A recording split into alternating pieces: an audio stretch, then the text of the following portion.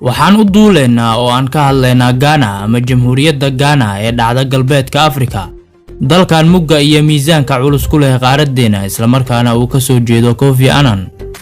Ghana waa dal dhaca dhanka qaliijka Guinea iyo badweynta Atlantic ee galbeedka Afrika, wuxuuna xal la leeyahay dalka Ivory Coast oo galbeedka ka xiga, Burkina Faso oo dhanka waqooyi kaga beegan, iyo dalka Togo oo bariga ka xiga. Badka dalkan waa wax ka badan 200,000 kiiloomitir isku wareega, wuxuuna noqday dalka 8aad ee ugu dhulka weyn caalamka. dhanka kale dadka dalkan waxaa lagu qiyaasaa 28 milyan, asigoona ah dalka 45aad ee ugu dadka badan caalamka. luqadda rasmiga ah ee dalkan waa English, waxayna sidoo kale dadka dalkan ku hadlaan luqado kala duwan oo wadaniya. waxayna muslimiintu dalkan intooda badan ku hadlaan luqadda Hausaha oo ay ku hadlaan dad gaaraya 44 milyan oo ku kala nool Niger, Nigeria, Ghana, Benin, Cameroon, Ivory Coast, Togo iyo Sudan. magaalada ugu weyn dalkan caasimadana ah waa Accra, waxayna ka samaysantay 3 tuulo oo isku darsantay. waxayna ku taalaa koonfurta dalka, waxaana lagu sheegaa dadka ku nool 2 milyan, waana xarun muhiim u ah ganacsiga, isgaarsiinta iyo warshadaha dalka Ghana. dhismayaasha Accra ayaa isugu jira kuwa casri ah, qaar la dhisay waqtigii gumaysiga, iyo kuwa qaabka loo dhisay Afrikaanimo ay ka muuqato. waxay caasimad noqotay 1876, waxaana loola jeedaa magaca Accra quraansho ama qudhaanjo maadaama ay magaalada aad ugu badan tahay, halka magaca Ghana laga wado boqor dagaalyahana.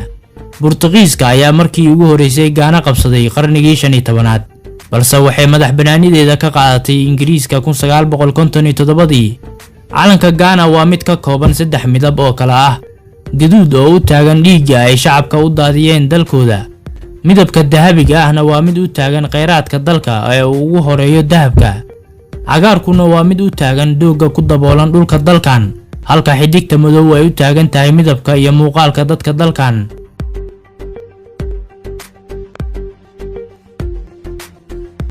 2007 ayay ahayd markii ugu horeysay ee laga soo saaro nafto xeebaha dalka Ghana, waxayna caan ku tahay Ghana magaca Gold Coast ama xeebta dahabka, halka loogu yeero xidigaha xulka qaranka Ghana Black Stars. 2016 dalkan waxaa laga soo saaray 90 tan oo dahab ah, asigoona noqday dalka 11aad ee dahabka ugu badan soo saara. sidoo kale waa dalka labaad ee miraha ugu badan ee cacao soo saara ee laga sameeyo shukulaatada, waxaana Ghana laga helaa mid ka mid ah harooyinka la sameeyay ee ugu weyn caalamka, taasoo lagu magacaabo Volta, isla markaana daboosha 3.6% guud ahaan dhulka Ghana. sidoo kale meelaha loo dalxiiso ee Ghana waxaa ka mid ah beerta qaranka ee Kakum oo laga helo buundo qadiim ah iyo 650 nuuc oo ah noolaha balanbaalista la yiraahdo. waxay dadka dalkan xirtaan dhar dhaqameed ka caan ah galbeedka Afrika, waxaana waqooyiga dalka ku badan dadka faqriga ah halka koonfurta ay ku badan yihiin dadka taajiriinta ah. waxaana dadka dalkan lagu tilmaamaa dad aad u jecel qoobka ciyaarka.